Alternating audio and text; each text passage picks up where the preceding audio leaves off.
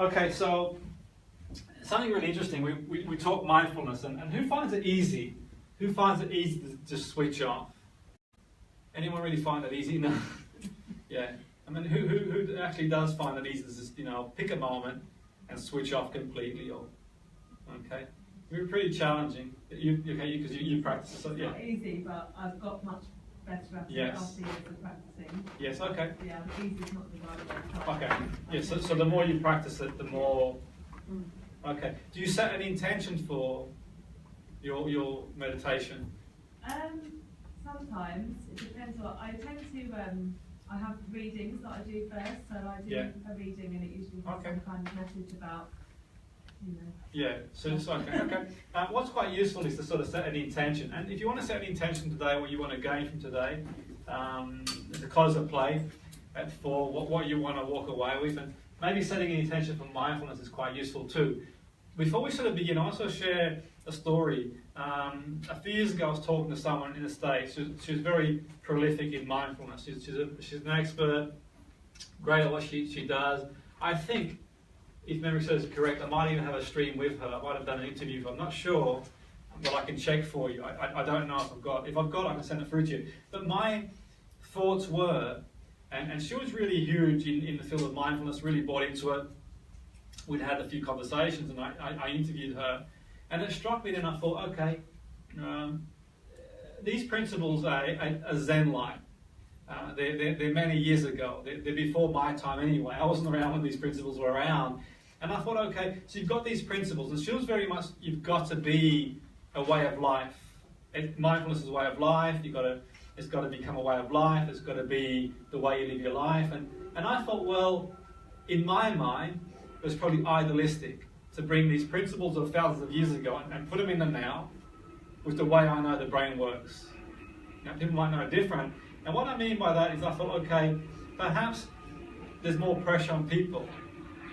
Because the brain never really switches off. Even when you're asleep, the brain doesn't switch off in that sense. So, I sort of want you to think, okay, you practice mindfulness, you work on it. Those of you who practice it, and who's ever sat down and attempted to meditate and your brain just, okay, we've all had that, I think, and that's and for me really, what we want to do is not set realistic expectations, but set expectations that we can manage. Okay, and we're going to talk about that through today, because I know that these wonderful Zen-like principles in the world we live in today. Thousands of years ago, we didn't have the Industrial Revolution world that we live in today. You've got to be at 9 o'clock, you've got to be at 12 o'clock, you've got to be here, there. Some of you got kids runs to do, then you've got to go to work, and then you've got a meeting at 1. It's not easy, is it, to just have that moment, okay? And I think that for me, instead of it being a way of life, let it be a phased into life in a way that's manageable. Compartmentalize the day and say, okay, at lunchtime, in the afternoon, in the evening, in the morning, before I go to bed at night, I'll have a moment to myself. And also, we're going to cover today experiential exercises where you're not consciously thinking, I've got to switch my mind off. Okay, who's ever played a guitar, listened to a song, watched a film, done an activity, gone for a walk, and you're in that moment? Okay. Now, some people don't have the luxury of being able to do that as easy as other people. What do I mean by that? And we're going to cover it today, and I won't get too much time to cover it in too much detail, but I'm going to cover as much as I can do today. It's not easy to enjoy a sunset or a sunrise or to enjoy a moment if you've got stuff going on sometimes at a deeper level in the mind. Okay, it's not easy because the brain is implicit. The brain builds connections, and we'll cover that today. So you could be sitting there enjoying a moment, the person you're with just can't switch off. And they get anxious, they go into panic. And there's no real reason why they would do that, only other than the brain has picked up bang. So we heard a plane fly earlier, and for most people, for the most part in the room, it may not affect anybody, but we know there might be people that hear the plane and it brings back some memory.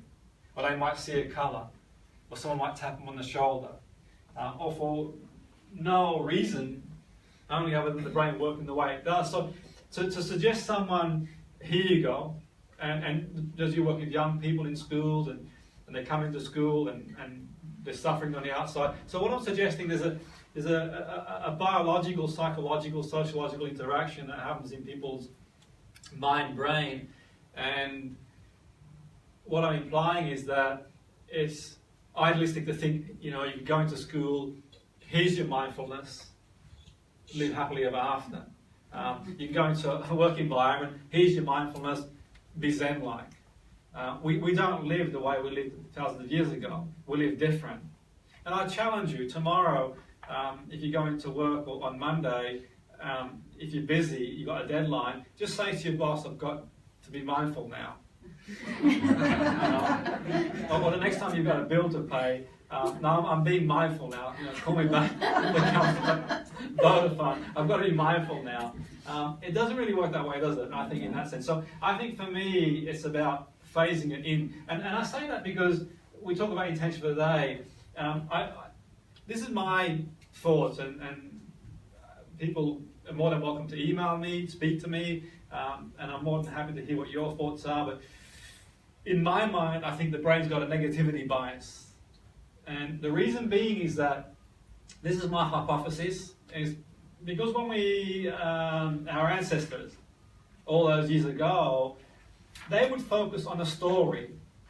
And the story would be once bitten, twice shy.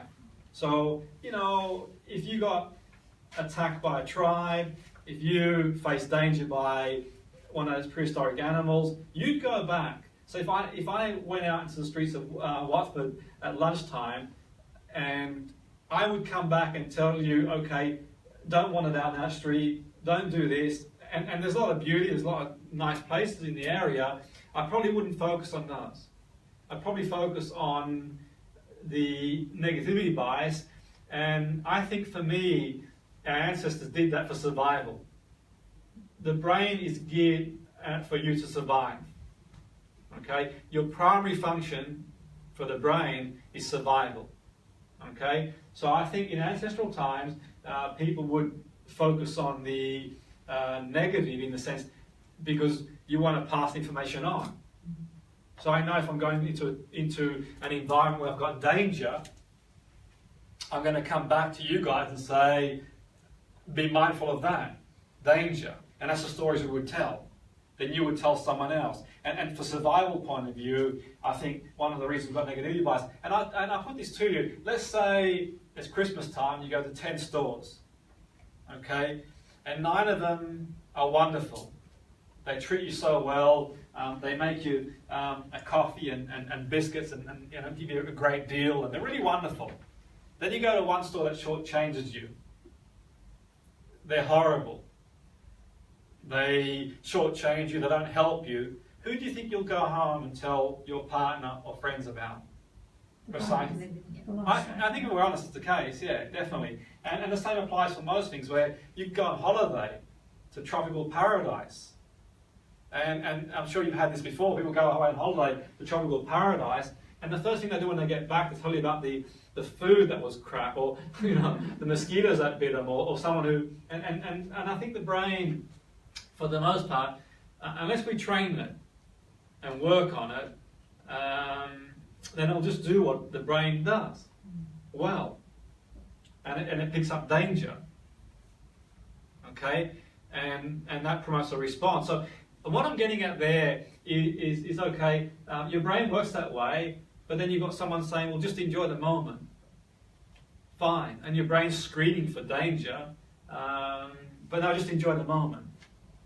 It'll be fine. And your brain's making associations as to what's dangerous, what's not dangerous. So it doesn't have to assess it. It can act, bang, automatically. Okay? So if you had a bad experience in a plane, the brain can build an association to flying, so you don't have to process it. Consciously, it's automatic. And that might be a sound of a plane. So that could be rejection, sales staff. I'm being rejected as a salesperson, and I've built an association. Danger. Danger. Okay? That could be sport. That could be a young person at school where exams, and there's danger. They're told if you don't get through this, you won't become that, the other. And the brain can't differentiate between, as a general rule, the brain can't differentiate between what are the dangers we had thousands of years ago, some of the dangers you think we had thousands of years ago, what were some of the dangers we had in primal time? Tribes. Yeah, okay, great point. Tribes and all these things. So we don't have them anymore. We've got dangers, obviously, in some places, but what are some of the modern day dangers that we have? What are some of the, because the brain can't differentiate between the tribe, between the Tyrannosaurus, between the tiger, between all these things roaming the earth, but what are some of our modern day dangers? Stress. Fear. Yeah, stress, fear, and that could be an email. It could be a text. It could be an email saying, I'm going to take something away from you. A text. That could be a bill. Okay? That could be a deadline at work. That could be a sales call. If you don't get this, you're going to get laid off. If you don't achieve the KPI. And the brain didn't hypothesize. Worst case scenario, I'm going to end up living in a van by the river if I don't make these sales. The brain doesn't rationalize very well in that sense. And the brain doesn't really differentiate between, it's the same, and we'll talk about it later this afternoon, where the part of the brain, the external event comes in and we have a reaction.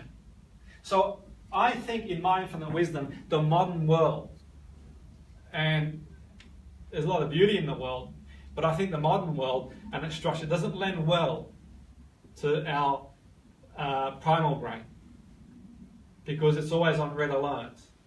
I think the world we live in isn't always conducive to the modern world, in the sense that the modern world is based on, what's the modern world really based on? The modern world is we've got Consumerism. precisely, and I'm not saying it's right or wrong, I don't make the rules, but when you think about it, if you're being pushed to sell, if you're being pushed to do this, if you're being under pressure to achieve grades in school, and you put pressure on a 17-year-old, you say, well, if you don't get these grades, you can't go to university. If you can't go to university, you're going to end up whatever. And you think, wow, at 17, your brain hasn't even formed. Not until you're 22. So you've got to make a big decision at that age when you feel the same emotion as an adult, but you don't have the processing power. The neocortex isn't formed yet. They don't. And teenagers are far more impulsive because that part of their brain isn't formed yet. And you think that it begins early on in life and throughout life. So I think the modern world, and I think that this isn't a commodity; it's a must. If we're going to survive, and if you look at the stats, anxiety is going through the roof. And I can email the research, by the way. It's not me saying it. And research on anxiety is massive at the moment. And I think that people, and we're going to address it later on, use various coping strategies to cope with anxiety. We'll talk about that later on, and how we can change. And because you can have a wonderful life, you can have a beautiful life, and you're entitled to it too, but ultimately, if you're caught up in this sort of chronic fight, flight, freeze, not everyone's going to burn out, not everyone's going to end up burning themselves out, but ultimately in the end you think, well, people are going to sort of struggle their way through. And don't take my word on it, you do your research, but I'll leave you some research that I've done. National statistics are showing that, and people talk about awareness, but it could be awareness, it could be many things. It's going through the roof. So the brain ain't going to be biased for me, and we can do experiential stuff to help us with that. What I want to say too, by the way, because I can't treat anybody, it's all treatment plan. And I'm sort of giving you techniques from an educational point of view. I don't know where you are in your journey. What I would say, if you are struggling and you've got anything you're going through, always get help early on in life, or as early on as you can. I wouldn't leave it. And the reason I say that is because if you break a leg, where do you go? A&E, and it's okay to go, isn't it? If you've got diabetes, where do you go? And it's okay to go.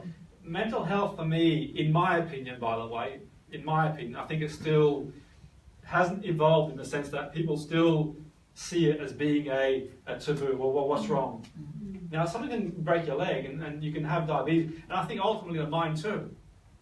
I hear it a lot, and I study mental health for a while now, about, you know, getting on with it and doing this and doing that. And your brain's no different to any other part of the body, in the sense that, okay, the brain, it's a cocktail, a perfect storm.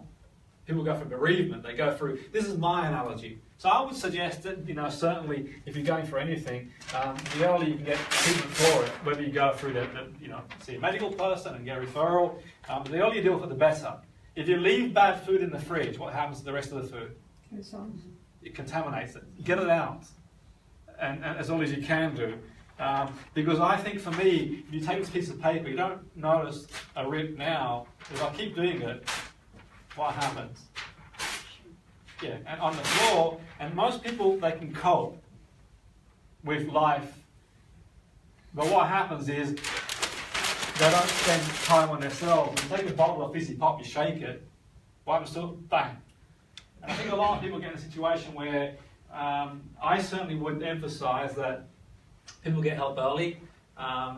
Any treatment I do is based on an individual, not a group, but I like to do seminars to give people an idea, an endpoint, and we're going to do some stuff today, some techniques today that are quite useful. The first technique I want to cover you today is a process I'm going to guide you through.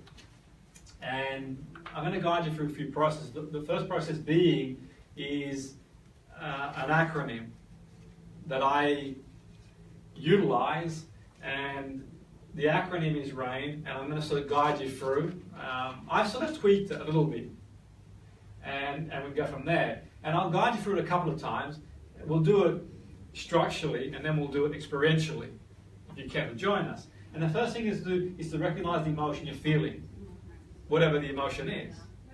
It could be anger, it could be frustration, it could be rage, whatever it is. And let's start with recognizing the emotion.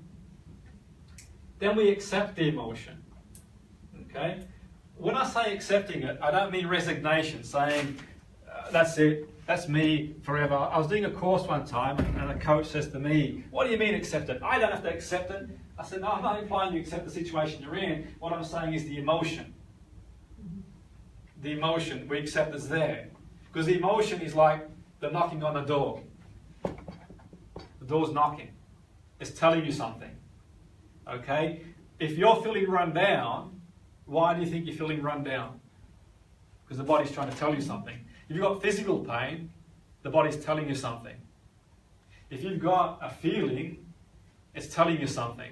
Doing all that, oh, I'm okay, I'll fight through it. It's like knocking the door.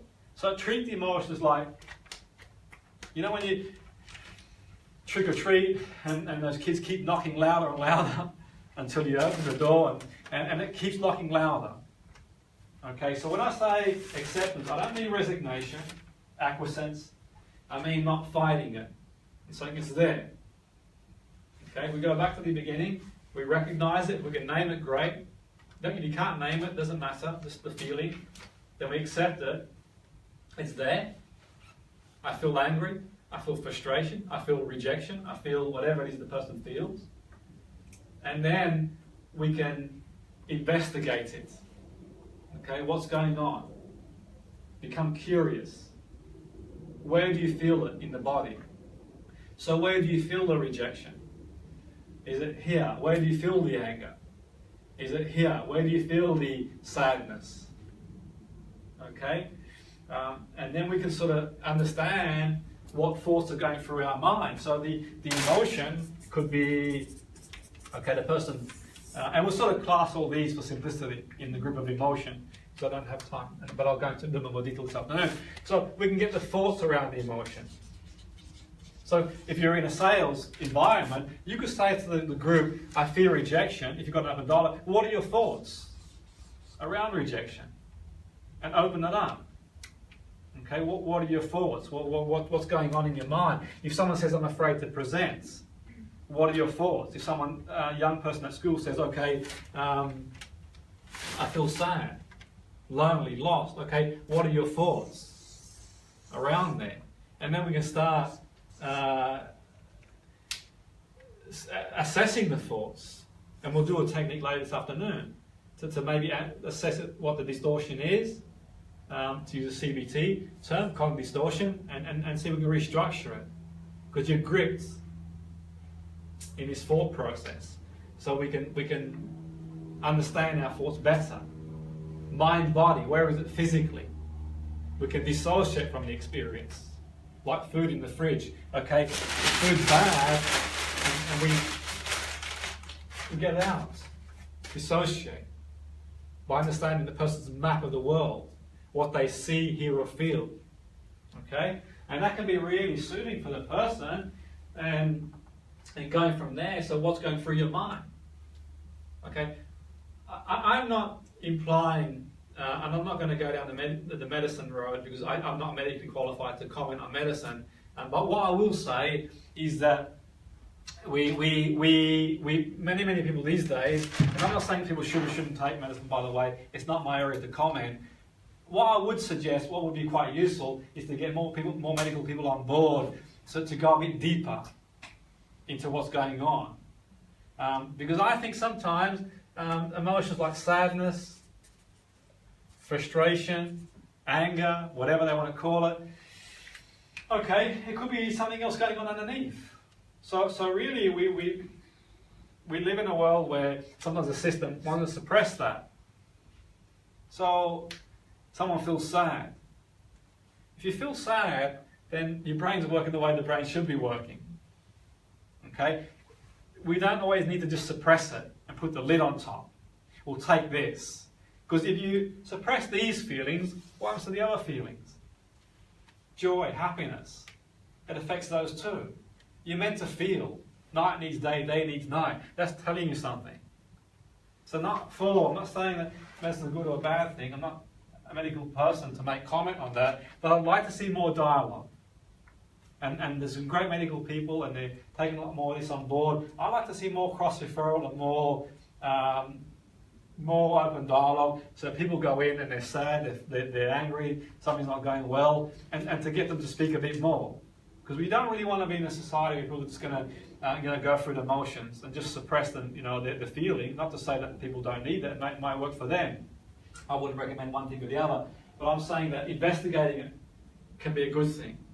What's going on in the mind, and we'll look at ways this afternoon how that can be useful. Okay, to investigate what's going on. Okay, rather than I feel sad. Well, okay, take that and go away. And we don't know what's going on in the person's life, because really we want to use a holistic approach. And a holistic approach being, for me, uncover every stone. When I say holistic, I'm not implying that people in the medical profession aren't holistic. I've seen people in the medical profession more holistic than people who claim to be holistic. I had a conversation one time with this guy who was one of those shamans, and he claimed to be holistic. And I said, well, are you really holistic when you are suggesting, implying that the person's problem is based on whatever you're basing it on? And the chakras, some people talk about that. I'm not saying these things aren't useful. All I'm saying is that there's a bigger picture for me. Okay, we've got to look at the big picture. So someone's sister may have passed away. They may have lost a job. They may be ill. And that could contribute to the way they feel. Holistic. Many years ago, when I first started my journey, it was during a physiology class, sports performance conditioning, I was studying at Loughborough, and I sort of became interested in the field of psychology, and I was reading, albeit not officially, but I was reading a lot of stuff at the time, and I was quite fascinated. I had to talk to a physiology teacher. This was the days there was no Google, nothing like that. We had this sort of discussion one evening, and I was getting big into NLP and hypnosis at the time, and he told me about the Charles Whitman story, and the Charles Whitman story, I don't know if you've come across it, it's not, you can Google it if you want to, it's out there. It was about that guy in America in the 60s, I think it was. I can't remember the story as well, it was that many years ago. And the guy, he changed behaviourally for a number of months, and he didn't know what was going on. He was getting more and more angry. So one day he got up in the morning, and on his way to university, he shot his wife, and I think he shot 14 people at Bell's Tower in Texas.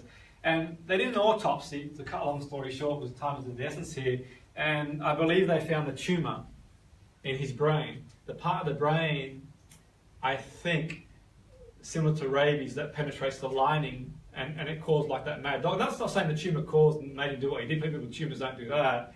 But what I'm saying is that there are many other factors involved in people, the way they feel and what goes on. And MRI scans had seen that afterwards. So what I'm implying is that to be truly holistic, and these days you could take an MRI scan and see that, and see if it's impacting someone. But what I'm saying is that we've got to uncover every stone. In true holism is, okay, let's look at the big picture for me. And that can be quite useful in investigating the emotion. Well, I think I might be losing my job. Okay, how do you feel? And you can use like the downward arrow meta model to go deeper. What if I don't get another job? What if I lose the house? And that can sort of unravel what's going on. Okay, at a deeper level. It's quite useful. And then we can sort of like the final part of the process, and we'll do it experientially soon, is to, this too shall pass. Okay, like a passing shower. What we can do is the final part is think of a flowing river. Okay, it'll pass. So sometimes you feel the way you feel. You can just lie on the bed and relax and take it easy, listen to the music, and it's going to pass. New ways of seeing it, new ways of seeing the thought. So the challenge could be the losing the job, and I lost job before, but I've got another one. It could be a relationship problem, it could be it is what it is. But also we could do dissociate from it. Okay, one of the things I do, to sort of let you into a secret, one of the things I do, I change the problem into what I call into a verb. I use a lot of action words. The reason being, we're always evolving. So if you call yourself a sad person, an angry person, an anxious person, depressed person, then you're giving yourself a noun. Okay, and what's a noun? If we go back to school, a person, place, thing. It's redundant. A verb is an action, it's a process. You're not a noun. If you're a noun, you're in trouble. If you're a noun, you're toast. You're redundant. You're always changing. So, okay, you could change, how are you anxieting? How are you depressing yourself? How are you sad? What is sadness? What is? And by doing that, and we'll go into more detail this afternoon, it becomes a process. So, if we label ourselves often enough, what happens? We conform to the label. Okay? When I was working with someone many years ago, to break someone's pattern, they said to me, this guy was coming to work with me, and we suggested he had depression. He'd had it for a long time, and he came in to work with me, and he was one of them sort of people that was just adamant. There was no way he could change, and someone recommended he come and see me, and he walks through the door, literally, goes through the door, and comes in. I'm like, okay, how can I help you? I've got depression. Okay, so literally, okay, he's got it. Okay, literally, and no one can help me. Not you, not anybody. I said, wow, pretty powerful stuff. And to break his state, I said, okay. I said, how are you depressing yourself? I've got depression, and no one can help me. I said, where did you buy it from? Have you got a receipt for it? Can you bring it back? And that's not making light of it. I wasn't making light of it, I assure you that, to break his state and start turning it into a verb. Because the fact he came to see me showed me he was functional on some level. The fact he could walk the dogs, the fact he could go shopping, the fact he could do a lot more things that a lot more people can do, told me that he was capable. It gave me a window of opportunity. Okay, and I'm not making light of it, by the way, in any stretch of the imagination. But what I am saying is that I was turning it into process. I feel sad sometimes. I feel down sometimes. That's part of human. That's just life. If you want to call it depressed, we all do at some point. Okay, if something happens in your life that's really challenging, you're going to feel down based on the way we give the world meaning. If someone passes away, if you see some of the stuff that goes on in the news, if you see something bad happens, If you didn't feel down about it, you'd be mentally ill, I would think. You know, you'd be a damn psychopath. So it's normal. You know, it's just the way life is. You know, you come back and get bad news. Oh, fantastic! Isn't the world a great place? I'm not Pollyanna here, but what I'm saying is by turning it to a verb, and I'm going to go into more detail this afternoon. You know, what do you see? What do you hear? What do you feel when you've got it? Because you're not always there, but when you have, let's sort of understand more about what's going on. And then by knowing what's going on, we can go to where you want to go. So we get a map of depression, a map of anxiety, a map of whatever it is the person is facing, and go to a new map. Okay, because there's no cure in that sense. It's just changing our perception, which is quite useful. So, and give it meaning. Give it meaning. So we give whatever we're going through meaning. It can be a useful thing to give meaning. So if I'm going through this, it could mean that. If I feel that way, it could mean something else. I'm not suggesting, implying that, you know, you've been you're the chosen one for some bad stuff that's going on, but you give it meaning. Okay, well maybe it gives me opportunity to do one thing or the other. What I mean by that is, I don't know if you've ever read the book, Dr. Viktor Frankl, Man's Search for Meaning. It's a great read if you ever get a chance to read it. And he talked about, he was a Jewish man in Nazi concentration camp, and his goal was to survive the persecution, and he survived. And at the end of it, he said what kept him going was he might see his wife one day again. When he got out and the war had finished, he heard his wife had been killed. And at that point, he decided, do I take my life or do I keep going? And he says, well, he decided to keep going because he wanted to share his experiences with people so he can demonstrate what went on. But he talked about the people who survived were the ones who generally had a stronger sense of purpose. Now, these are my words, not his, and it might be worth reading the book, but it made me realize that we can give something meaning, we can go a lot further than it is what it is. So you can heal someone else, you can heal yourself. Be quite useful, quite powerful. Now, the person might not be ready to do that, but at some point it might be useful. It might be useful. So I'm going to do this process with you now in a nice, gentle way. If you're comfortable enough to close your eyes, you can. It's your call. You don't want to. And I'll guide you through it, because this sort of embeds the learning now. So if you're comfortable closing your eyes, you can. If you're not, that's fine as well. So recognize the emotion you're feeling. And as you recognize the emotion, whatever the emotion is, it could be frustration, anger, sadness, and just breathing naturally and normally. And as you recognize the emotion, just accept it's there. So rather than fighting it, it's like a knock on the door. And like a knock on the door, just let the emotion in. You can imagine opening the door, let the emotion in. Not resigning yourself. This too shall pass, it won't last forever. And the next step is investigate it. Just become curious what the knock on the door is telling you. Okay? And where you feel the emotion. It might be in your neck, your tummy, your legs. Just notice where it is. It might have a colour, a sound, a feeling. And just take time to think about your thoughts. What's linked, and how your thoughts around the emotion impact your behavior, your physiology. So take a moment to think about your thoughts. Now, what are you thinking in relation to this emotion? What are some of your thoughts? And just externalize it. Externalize the thoughts.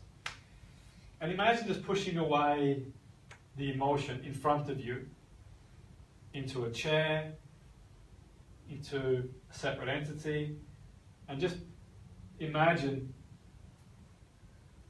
having a dialogue with this emotion. And you can talk to it, and it can answer back. And you can talk to it and it can answer back. Just having a conversation with the feeling, whatever the feeling is. Okay, have some time to externalize it. And think about how you advise someone else who's going through what you're going through. Okay, so we can just externalize the emotion. And once you've done that, have a new way of seeing it. And it's wonderful to know that you've gone through problems in the past and overcome them, and you'll overcome problems in the future. You've got the resources you need. Give it meaning.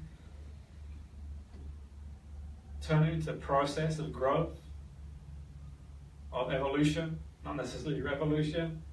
You give it some meaning and new ways to look at it. New ways to look at your thoughts. Meaning for what it is that you're going through. Okay, and in your own time, in your own pace, you can come back to the here and now. Okay, so I can email you that if you want, and it's on video, you can see that, you can go through it, okay, step by step. So recognize it, it's the first step, okay, and then we accept it's there.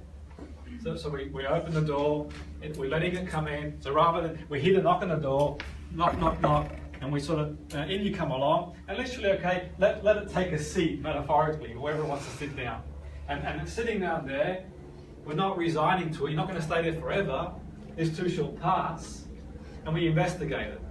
So you can almost like talk to it, almost like in a Gestalt empty chair way, where you can say, have a bit of a dialogue, okay, you know, pleased to meet you, what's going on, what's happening, the fear, what are you, okay, so if it's fear, then you become the terrorizer. So for example, okay, you could say, well, what's the problem? What's happening? What are you trying to tell me? Okay, so we can then see if it's anywhere in the body, and we can externalize it, like food out of the fridge, and externalize it, and we can communicate to our feeling in a dialogue. Okay, and once you've done that, we can start looking at new ways to see the thoughts. How else can we see it? What meaning can we give it? It could be growth. Okay, and that could be useful. How do everyone find the process, the exercise? Okay, yeah, and this is an exercise you can introduce to young people where it's applicable, anyone at any age, they can take it away, and it can really help people. It's quite a soothing exercise. It's a gentle exercise that's quite soothing, and I can think of a lot of people who find the process really, really soothing. Okay, really soothing exercise. Any questions, comments on the process I think so far before you? Okay. So and what I would say too, by the way, is I wouldn't be too concerned. This emotion wants to keep coming back in now. You've got to stay out now. Okay. So what I would also say with any of these processes, it's okay to bounce. You won't always follow the step by step. So if you sort of bounce from here back to here again, it's okay. If you're sort of here and your mind goes back to here, it's okay too. So you don't have to work synchronized way. You can just let things flow. There's no need to, if you get here and you want to go back to here, then play around with it. You can do it consciously, writing things down. You can do it in a way where you sit back and just shut down the conscious mind and really think about the situation. And I'm going to sort of give you examples later on today of how powerful it can be, what goes through people's minds. When we sort of cover some stuff this afternoon around our thought process and how our thoughts, when you think about our thoughts, it's not the event, it's the meaning we give the event. It's our thoughts, they impact our behavior, they impact our emotion, they impact our physiology. So it could be the sales call, well, I feel nervous because of past experience of rejection. And it impacts my behavior. I become erratic. I don't do what I normally can do. Emotionally, I feel overwhelmed. And then physiologically, I feel the heart rate goes up and the hands get clammy, and we can do intervention in every area. We can break problems down as well by doing that too. That's quite useful. So investigating is quite useful to do. It's quite a powerful process that we can use. This is quite useful because we know in our mind, and what I'm referring to when I'm saying this is quite simply is that, you know, we know the answers, don't we? In the sense, we know what's right, what's wrong to a point. Logic says one thing, emotion says another. Okay? So how many people know that smoking's bad for them and they want to give up? Pretty much everybody. Then why can't they give up? Why do they struggle? Okay? Plenty of people know that certain foods they eat aren't great for them, but why can't they give up? People know that relationship's not good for them, but they go back again. Okay, so look at the iceberg. The 10% that we see is on the top. If we look at that, and that's the conscious mind, metaphorically, and that's the unconscious mind. If they two break away, this will always weaken the bottom. And this part of your mind is in charge of many things. So now you're breathing, you're not saying breathe. Your heart's beating, you're not saying to your heart to beat. And so you look at emotions and behavior, they're pretty much all run by the unconscious process. And when we try utilize a one-size-fits-all consciously, we try and use this conscious one-size-fits-all to treat people in the way we would do a maths equation, in the way we do a science equation, in a didactic way, because this part of the mind is logical. And when we've been blessed as human beings to have a part of the mind that has taken us forward, at least technologically in more ways than one, but in a way it can be a curse too. Because sometimes we run a hypothesis in the brain that what if, what if, what if, what if? And if we go back to what I said earlier about the threat activation, the negative bias, what if I lose the job, what if this, what if that happens? Well, none of that might happen. And it might happen, you can't control what you can't happen. Also, we go back in the past. So we don't spend a lot of time in the moment. The best way to solve a problem is in the now. Okay? The best way to achieve a goal is being in the now. The only time we've got is in the now. So by doing some of this stuff we're going to cover today, it's about learning to be in the moment and also enjoy the moment. Because you want to get it back, but also being able to go deeper and to go here for experiential shifts. Because really, that's where changes are made, experientially. And for me, to illustrate a situation, many years ago, to give you a situation, very brief story I'll share with you. Young girl has severe anxiety, and she tried a number of things to help her with the anxiety. And she was a very severe anxious person. She literally would sort of curl up like a ball sometimes inside. She was only, I think at the time, 16, 17. And she was getting clinical help at the time too. And her parents brought her to see me, and they felt that she'd gone so far with the person that she was seeing, who was a good therapist in the system, that she came to see me, and I was working with her to establish what she wanted to achieve. And this is one story. I can share many other stories, but I'll share this one here. And so she was getting help of someone through a course of CBT in the system, and I like CBT. I use a lot myself as well to a point. Now the point being is that in her situation, she felt she wasn't getting any better.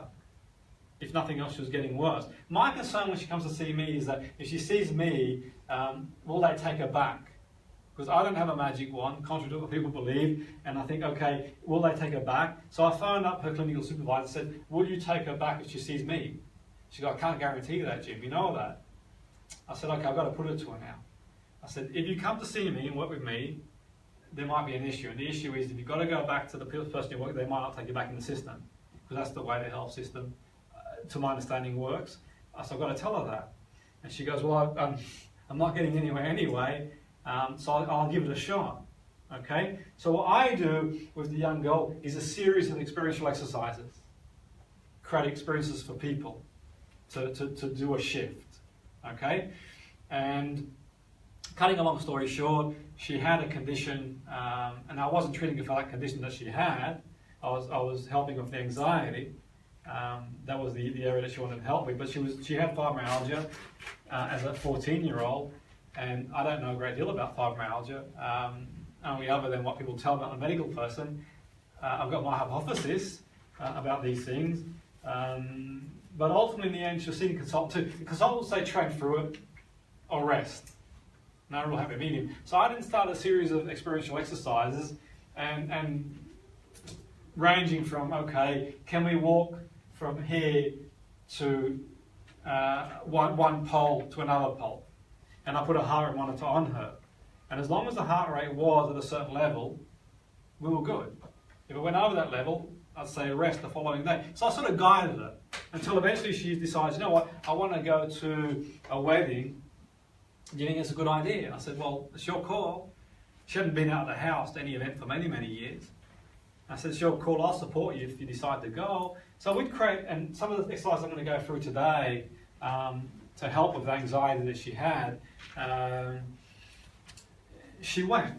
And I felt by going to that wedding, it would be a good opportunity for her to get that belief, that embryonic belief in her mind, that seed, just that wedding. And then thereafter, she sort of gone on to do other things until eventually she becomes functional again. Okay? And one of the consultants she was seeing wrote me a letter. Well, his secretary did. I want to know a little bit more about what I did. And I was more than happy to share and invite her to seminar. I don't think we got around to doing that. But ultimately, in the end, I'm using that story because for me, it's about creating experiences. Okay, one of my mentors, and I've been very fortunate to have some great mentors throughout my learning experience, some of the greatest in the world, and I sort of take this from him. Jeff Zeig, who set up the Erickson Foundation. I really wouldn't call him a mentor, but I've sort of studied under him in Arizona. And so he talks about concepts reaching areas of the brain that were formed in early phylogenetic history.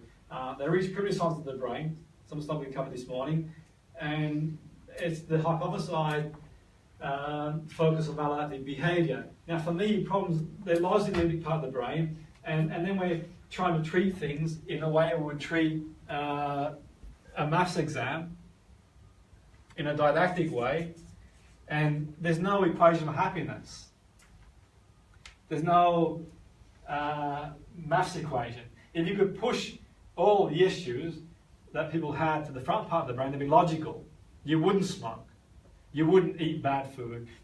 You wouldn't do all the things that you shouldn't do because you know logically. But emotion is a big driver of behavior. The sales guy in the group will know that they use emotion to sell. Okay? Emotion drives behavior. And if the two, emotion will always win. For the most part. Okay? Because logically, you know one thing? Sorry. On your previous slide. Yep. Could you just go back? Oh, of course, yeah, for sure. Please. The hypothesized focus of maladaptive, I can't seem to spell it. Okay, I'm sorry, yeah. Psychological patterns. Can you just explain what? Yeah, and so we can make a hypothesis about what someone does behaviorally, now why they do. We can hypothesize how they do. We've got plenty of literature out there which defines a criteria of what one does. So, okay, we can label someone of having one thing or the other, but ultimately in the end, for me, it's about the person going from where they are to where they want to be. So let's say, for example, why do people smoke? Why do people overeat? Why do people do any maladaptive behaviour? Is there a why? Will we ever establish a why? We may or we may not establish that, but how do we treat them? Do we give them, say, and we see a lot of people doing that. So the girl I mentioned before, in the with anxiety, so she's got a treatment protocol, and the treatment protocol, I can't comment on what was going on, they're following the protocol, so by session 8 we're doing this, session 9 we're doing that. If it's not working, what do you do? If she's coming back, you're saying, I'm suffering, it's not working. Do you carry on doing it? Or do we decide, you know what, I'm going to start again. So we don't solve issues didactically. And I'm going to go into more detail as we carry on in the seminar. So we don't solve an issue didactically. We don't say, okay, if someone's got a maladaptive behaviour, they do whatever they do. It's not about solving it in a didactic way, or a maths equation. For me, it's about creating an experience that the deeper part of the mind, the emotional reasoning part of the mind. So I'm going to fire an arrow into the unconscious mind experientially. And that experience is going to be tailored for you. I'm going to gift wrap an experience for you. And it's not one size fits all, because I couldn't do what I did with the young girl with everybody else. Because if 100 people in the room had anxiety around presenting, I couldn't use the same formula. I'd have to adapt what I do for that person experientially. And that experiential experience we give that person can foster a change, a realization. Does that sort of make sense? So let me give you an example. Okay, before we move on and have a short break, quick example. We have an idea. Okay? We form an association, and that turns into a behavior. Okay, so you're 15 years of age, and you see your uncle smoke, and you think your uncle's really cool guy, and he's smoking. Okay? You then have an association, smoking is cool, and then you start smoking. Okay? So idea, association, behavior. Now you come and see me, okay, but you've seen 20 therapists, they've all got a one-stop for stop smoking. Or the conventional hypnotist. You will stop smoking. I'm going to put you under like a surgical procedure. And you'll come out and you'll never smoke again, and using all that language. Or they go and see someone and go for a protocol. And I decide in my infinite wisdom, what drives your behavior? What are your values? What's important to you? And now I know that you've got grandkids and they're important to you and you want to play sports with them. And I decide in my infinite wisdom, okay, they're important to you. You want to be able to play sports with them. And not saying that not smoking is going to give you, but it might give you a better chance. So I decide, no, let's go to the emphysema ward.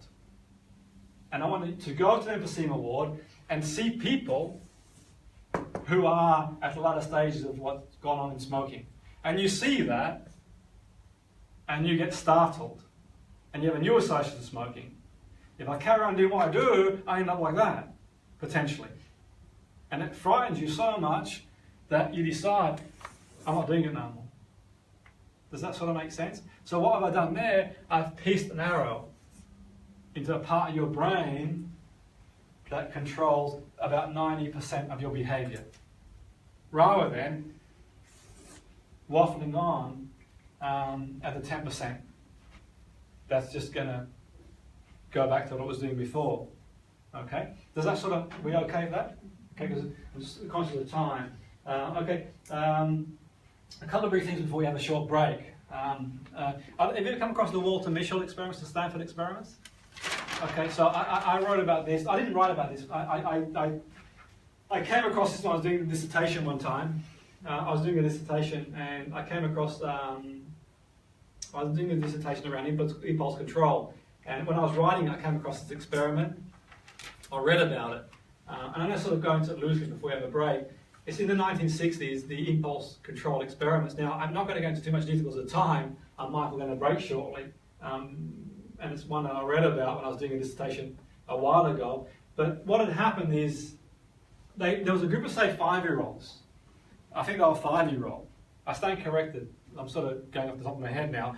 And what they did is they put on a chair or a table a marshmallow. And they said to the 5-year-olds, it might have been cookie actually. They say marshmallow, it might have been cookie when I think back now. And they said to the 5-year-olds, you can eat that now, or when I come back, and I leave the room, and I come back in the room, and you can have 2. Okay, so you get 1 marshmallow now, or I'm going to leave the room, and I'll come back, and when I come back, you can have 2. They're really tasty marshmallows. When I come back, you can have 2. Okay, what do you think the 5-year-olds did? Eat the 1 or wait for the 2?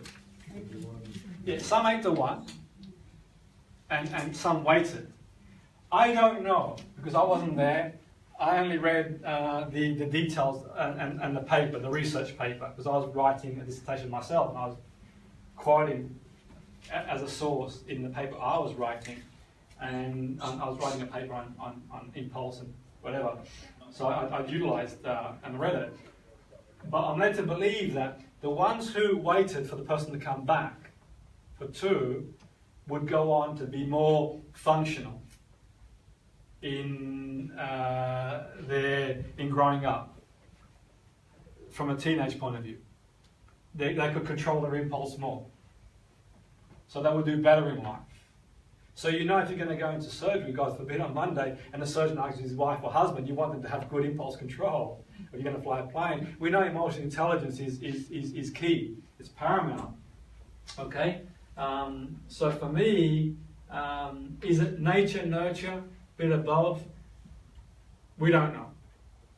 But what I would suggest, we can all improve. So from a teaching perspective, executive functional skills, we'll cover a bit more detail this afternoon. One of the areas for me is, and teenagers struggle with impulse control because their brain isn't at the frontal cortex level formed as yet. So you're an adult and you're wondering why that teenager jumps off a bungee jump or why they do this, whatever they do. It's because the brain isn't as developed as your brain. They feel what you feel.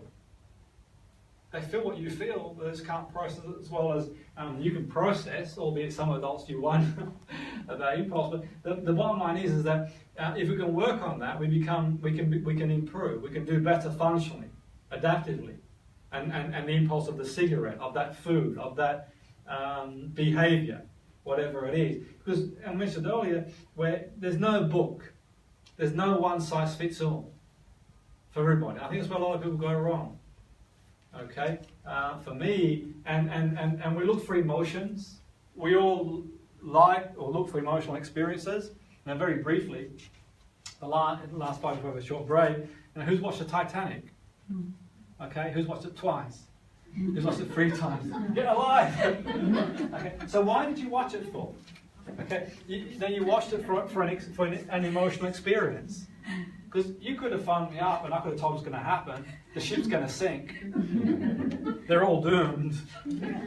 But that wouldn't have been enough. You watched it for an experience. So it's experience. So we look for these experiences to create emotions. So some of the most powerful ways to create emotional experiences, human communication is best conceived as an art, not a science. Okay? It's an art in the sense that we can create experiences for people in a powerful way. Who likes music? Do you listen to a song and it means one thing to you and one thing to somebody else? Of course it does. Okay? Art can elicit alterations in mood. So for those of you who work with children, those of you who work as teachers, those who work as coaches, so we're looking at experiences. Okay? Because we know emotion has a big impact on behaviour. We know that. Okay, because if I feel good about myself, I'm going to do better in sales. I'm going to do better in school. I'm going to handle life stuff better. Okay, if I feel better about myself. If I feel good about myself, having a good day, if I walk past my friend and he doesn't say hello to me, what will my response be? Behaviourally, if I'm feeling good. Well, I'll probably text him or her and saying, are you okay? If I'm having a crap day and I'm feeling really down, what do you think my response would be? It might be, well, why the hell did you ignore me for? I might think the worst. Same as sales. And if I'm feeling good about myself and I'm in a good place mentally, if I get rejected, I think, okay, it's the next step to achievement. If I'm feeling bad about myself, then I might give up. The student might give up. The teenager might give up. They might not try anymore. Okay, so that we know, and films create experiences. We're going to go into a process shortly. Very briefly, before we do one quick process. Anyone ever come across the Rat Park experiments? Okay, because of time, and we're going to have a break shortly. Same again. I read about it when I was writing I was writing a dissertation a while ago on addictive behaviour with the mobile gaming system, and I was reading the Rat Park experiment. it was in the 1970s, psychologist Bruce Alexander and his colleagues, back in the day, they used to have experiments with rats, and they could choose, say, morphine and water. And the rats would choose morphine to drink. And once they drank morphine, what do you think they would do? Do you think they'd drink the water? No, they'd carry on drinking morphine until they would die, okay? Then what happened is the psychologist decides to create a rat park where all the things you could ever imagine a rat would love to do. Food, cheese, other rats, and they had sex and all sorts of stuff really. Utopia for rats. What happened was quite interesting, and it sort of changed the opinion around addiction to a point, okay? And what they would do when they were in that rat park, this isn't the rat park by the way, it's just a slide, what do you think they would do? They wouldn't take the morphine because they had a lot of things to do that they were getting that biological connection to. Okay. Now, I know you could argue, and I could make the point that some people got everything you could ever wish for in life and they still take drugs. I know some people haven't got anything and they don't, and I'm not implying that, but I find the experiment quite interesting in the sense that it opened my mind to addiction. Now, I'm not here to make any recommendations around addiction, that's not the seminar's for, and certainly I've got my thoughts, but what I would say, what I find quite fascinating, is the impact the environment has and the world around us has from a stimulation point of view. So from the point of view, I would say, what's people's rat park these days to get the dopamine fix? I can tell you now, people are on that phone all the time, because I read a dissertation on it, because that's the distraction. I'm not saying it's a good or a bad thing, but that's one way of doing it. I can tell you now, people have got poor coping strategies, maladaptive coping strategies that they have to get the dopamine. They might eat excessive chocolate. That's probably not a bad thing, but they might eat certain foods. They might engage in certain behaviour. Okay, but ultimately, if the person is exercising, that produces endorphins in the brain and chemicals in the brain.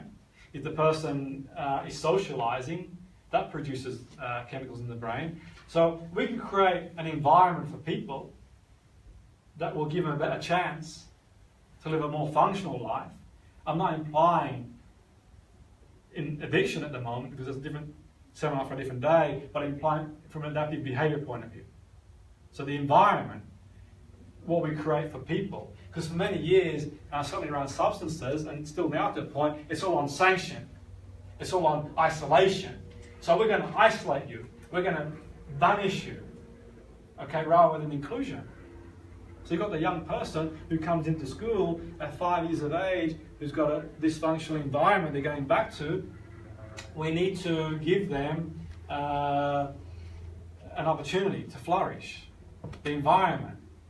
Give them food, give them water, give them love, give them support, as much as one can do. So the environment is key. I'm not implying that we all create some utopian society for people, but it certainly goes a long way towards that, to break that.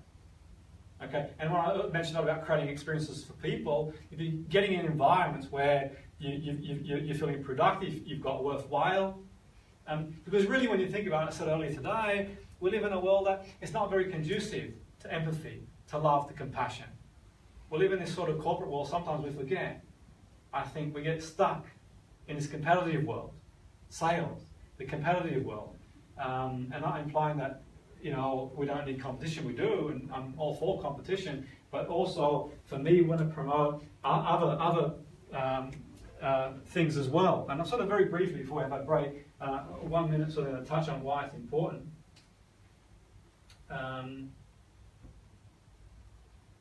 Why it's important.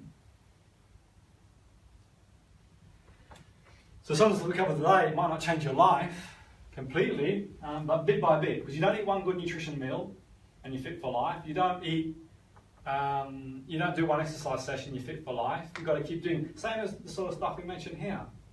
And I may have mentioned before, in my experience many years ago, when I started working in corporation, I didn't know a great deal about business, but I knew a great deal about the mind about 15 years ago.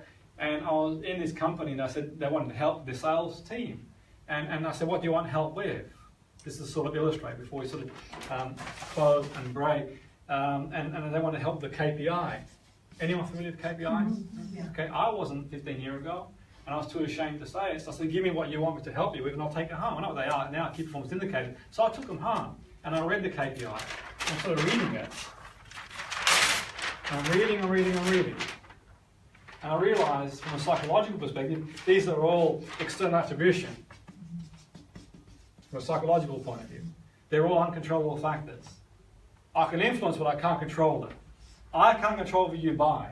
I can only influence the outcome. And by doing that, saying, you've got to do that. You've got to meet that target. What am I doing to that person? I'm putting what? Does the brain work well under pressure? I'm going to demonstrate scientifically now how it doesn't shortly. So what I decided, we need the targets because we know in football you need a league table. In golf you need a table. So we need them to know where we stand.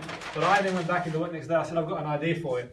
The HPI. He goes, what in the world's that? You might see it in Google. It's my little creation. And it was based on the human performance indicator. Okay? Internal attribution. Control the controllables. I said to the guy, and I said, what we're going to create is experiences for people to raise their game. What makes a great member of staff, do you think? Someone's motivated. Motivated, definitely. What else do you want from a person? Enthusiastic. Appreciated. Gratitude for customer. I use the word love for customer, it's a bit too hippie-ish for them, but gratitude to the customer. And I said on a scale of 1 to 10, with 10 being high, if you can get to 8, the KPI will look after itself. If I've got motivated, enthusiastic, staff that are grateful for their customer, the KPI, if we've got a product, will look after itself. I assure you that. That will take care of itself. Because on any given day, you're going to have a bad day, a good day. I can't control the weather, I can't control the referee in sport, I can't control the other team, I control me. So the shift was internal attribution. Raise that. Smashed every sales record, and I walk away as a hero, and that's my entry into all the business. I did nothing out of the ordinary. I just created a series of exercises for these people in that business to help them raise their game. Exercise. So they come in the morning and they're grateful. Because you know, if you're a teacher and you've got students, if you're a student, a teacher comes in to school and it's like, oh, I can't be bothered today. Okay, you hardly get students not going to be inspired. If you're motivated and you really want to be there, then it's going to feed off. Not always, but it's a better chance. Okay? If you're a parent and you're moaning at your child for smoking and you've got a cigarette in your mouth, not easy. Okay? So, and we know that obesity, childhood obesity, if the parent's obese, we know statistically got a bigger chance of being obese themselves.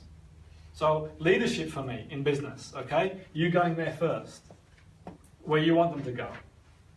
Lead the way, not manage them. If you want your staff to do something, then you do it and show the way it's done from a sales point of view. Show them how you handle rejection. Show them how you do things. Be more realistic about it. Rejection's crap. It's not nice, but it's a part of life. It's just the way it is. We're all going to get rejected at some point in our life. We learn to deal with it in different ways. And one simple moment might change your life, but you know, for me, people expectation where you walk in a room, and this, you know, people, it takes a while to adapt to the dark, but you walk out of the dark into the light, and you can adapt a lot faster. So sometimes it's sort of sticking with people and just being patient and just breathing. You know, being more patient with them. We're going to a couple of key points as well. So, okay, just surmising from a brain perspective point of view. So the thalamus, the thalamus, it gets information from all the senses, and this is going to link what we do after the break. The thalamus gets all the information from all the senses: see, hear, and feel, and so on and so forth. And one thing to bear in mind, by the way, there's a time delay. There's a time delay in your senses, like a TV or radio show. You know, TV or radio show, you've got a 6-second delay. Okay, 6-second delay. Okay, same as your brain. So there's a bit of a time delay, and all your different senses have different architectures for processing what's going on. So your sight, hearing, touch have different architectures. And in plain English, for example, you know, sprinting. You know, anyone watch anyone see the World Championships, the sprinting recently? Okay, in sprinting, the reason they use the gun to get off the blocks is because your auditory cortex, okay, can respond much more quickly to sound than your visual can to vision. That's why they use not a light, a sound. So that little link in that we're going to cover this afternoon, but more importantly, your thalamus is getting all the information, all the senses. Okay? It's gathering information. It's a lot of jargon. I'm going to link this to what we're going to cover this afternoon. And then the thalamus is sending it to the amygdala, this part of the brain. Anyone heard about the amygdala? Okay, we know, okay, and there's been a lot said about the amygdala. Okay, one of the parts of it is an almond shape. Not all of it's got other structures too, and it's also one of the components. It's not only fight, flight, freeze, it does other things too, which we can touch on this afternoon, but it's predominantly known for that fear response. Okay, so we see what's coming in and it makes a decision. Okay, which I'm going to go into more detail shortly. So the amygdala is pre-screening. Okay, the amygdala pre-screens for danger. I'll give an example. And it's getting information from the hippocampus, where we store memory. Okay, so it's pre-screening. And I talked earlier about experiential learning. We learn from experience. So a moment turbulence in the plane, then you've got an association. The information is coming in to the brain. The amygdala is pre-screening it, and it's making a judgment based on experience. Okay, and it's drawing from that and assessing danger. So it's pretty hard to be mindful and just sit there if you've always been hit by all these things that are coming in from everywhere and all the experiences you've got anyway. So that's why we've got to work hard at it and train ourselves, because eventually what happens is the amygdala activates the hypothalamus to trigger a fear response in the body. Okay, so I know if a dog's chasing me and I think the dog is vicious, it's going to trigger a fight, flight, freeze response. I'm going to release cortisol to get away, to fight, or to freeze. Automatic. Okay? The amygdala also, and it's really important for you guys who work in business and coaches, we know the amygdala now deactivates the rational brain. I know there's a book written, I think, by Dan Goleman called Emotional Hijack. I'm not sure now, something along those lines, but he talks about how, and we know that that part of the brain can deactivate the rational brain. How rational are you when you get cut up on the road? Are you thinking the guy could be racing his wife to hospital in labour? How rational are we when we get some news at work? How rational are we when we get a rejection in sales? How rational are we when we have certain situations? And we don't work really well. That's why people who generally do well in life, if we consider doing well in life in corporation, have got a better way of processing. Okay, and then we've got the gland release. Okay, chemicals called hormones, and these activate molecules that create emotions and mood. Okay, so putting it quite simply, and in plain English, for example, let's say, for example, it's not the situation, the meaning you give the situation. It's the meaning you give the sales, the meaning you give whatever the situation you're in. But more importantly, I think what's to consider, okay, how would you respond if you saw a dog at lunchtime roaming the streets? How would you respond if someone was walking towards you? And past experience would have an influence how you responded, but it might be under the radar. I was with someone once, and she was on a course, and she said after 6 o'clock in the evening she could not go back outside again. After 6. She couldn't leave the house after doing a full day at work. Very, very functional woman, very high-powered business, can't go back out. I did regression with her, and as it happens, when I regressed her, she went back to a time in her life where I used the emotion, the fear she had when she got home and wouldn't leave the house. I regressed woman, and I took her back to 12-year-old. She talked about being attacked by a dog as a 12-year-old, and when she got home, she realised the dog next door had the same bark. I was triggering the alarm bell. Warning, warning, warning, alarm bell. We sort of dealt with it and moved forward. And when I did the BBC Radio in Manchester, we had a woman who, for 56 years, didn't go to a swimming pool. Fear wasn't what we were working for. We were working for weight reduction. But one of the things she wanted to do was swimming. When I took her back to an early experience, an early schema, as a 7, 8-year-old in a swimming pool, that's where the association started, the link, the association of that situation. Do you sort of get what I mean? So we've got an emotional association to specific situations. And we know that advertisers use it a lot too, by the way. And I can tell you now, advertisers do loads of it. Many years ago I was doing a seminar in London, big seminar in London, and I'm walking the streets. You know that big screen in London? That huge one with all the, okay? You've got that big screen in London. And I'm walking through and I see this big screen in London. And it's quite fascinating really, because I see these sort of women drooling over some guy. I'm thinking, what are they drooling? What's all this about? And they're sort of drooling over him. And you've got some guy being hoisted on the rope. And he's cleaning windows. And all you hear is 11:30, 11:30, 11:30. And they're creating a Pavlovian effect, an anchor. It's a drink. I'm not going to name the drink because advertising purposes. But if I said to you, I've got a cup with water and sugar and chemicals, would you buy it for me for £1.50? Probably wouldn't, because that's what it is.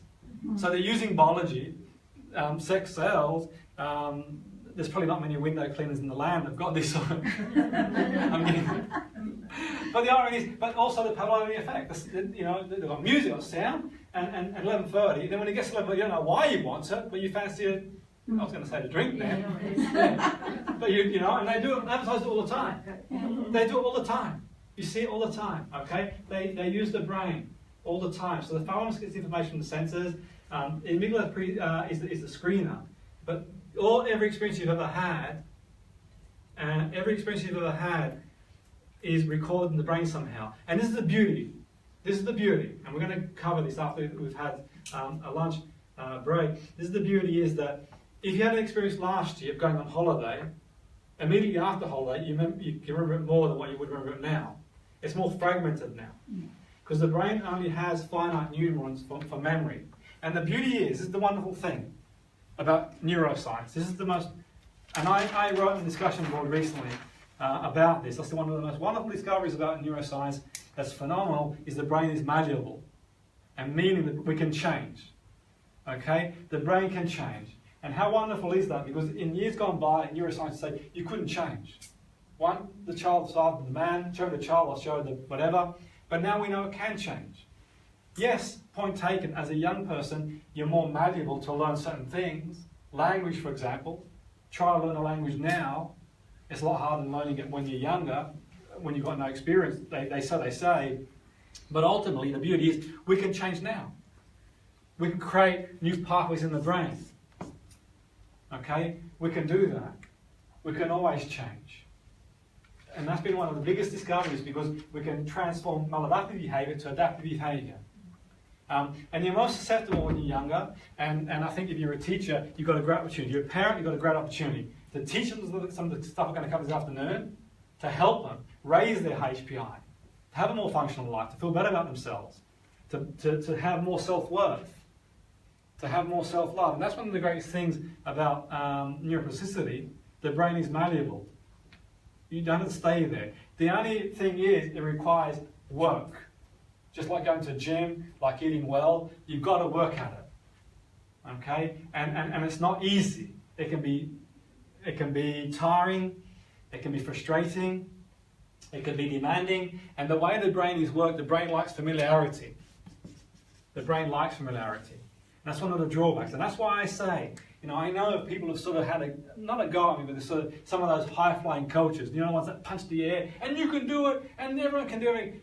They haven't been too open in my suggestion that we should only push people as much as they can tolerate.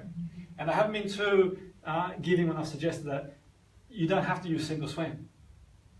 It's not necessary. Let's extend the person's comfort zone. 1 step, 2 step, and maybe a step back, another step, rather than try and take 10 steps and drown. And the reason being, the brain likes familiarity. So I'm going to guide you, if I'm working with you, and I'm going to push it as much as you can tolerate. Because I know if I cause too much stress, you'll shut down. And I know that if you're at a seminar and you've got compliance, you might just say, well, it's working, but really, is it working afterwards? We want long-term change. So we support the person, and we put floats on the person when they're swimming, the child. Then we take the floats off. Then we try and swim a certain distance. And then we've got long-lasting change. Because the brain likes familiarity. It's a lot of energy to change. Identity is a big thing too. And it's not to say we can't do a lot in a short space of time. We can. Of course we can. I've certainly seen that a lot of time. But it's suggesting that, okay, we want long change. behaviourally. We don't want the person to go back to where they were before. They go back to where they were before under stress, then they can go back to where they want to go. Okay, so extend the comfort zone, but more importantly, for me, when we're doing that, just think for one moment, if you're in a country you can't speak the language and you lose your wallet and passport, how do you think you'll feel? Pretty overwhelmed, wouldn't you? Okay, and the same applies to change. It doesn't matter what the person's going through, if it's worked for them, then it's worked for them. So the person might want to go out on a day, they might want to do the sales pitch, but they fear rejection that much, they protect themselves. There's a secondary gain for not doing it, and the brain will shut down. The person may want to do, it's just the emotion linking the association that's getting in the way. And we're going to really hit the ground running this afternoon. A lot of experiential stuff for you to think about to promote that change, the familiarity. And we can keep some familiarity there because the brain likes to generalize. Your brain has the capacity to generalize. And do you think generalization is a good thing or a bad thing? It's pretty useful this morning. I didn't have to learn to drive the car again, or learn how to eat breakfast again, or brush teeth again. So it can be useful for that. If I didn't generalize, watch that film 50 First Dates. I'm not saying rush out and see it, but the woman has short-term memory loss, and she needs a video to remind herself of what she did the day before. Remind herself of love. Remind herself of what she did the day before. Okay, so you need a video every day. Or DVD, MP3 as they call them these days. So you've got a great capacity. But why is generalization a bad thing? For behaviours that aren't working for you now. Because you do them over and over again. I can't believe I did that again.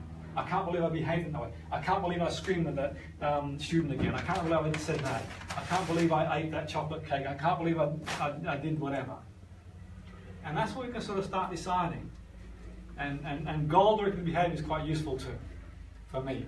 Okay, so that sort of concludes the first part. I know we've sort of gone through and covered a lot, but I've been very mindful that I want to give you as much as you need to really hit the ground running this afternoon. And we'll sort of, in this afternoon, you've got a chance to break as often as you want to, stretch. We'll work in our interims after we have a good break now, so you keep your mind fresh.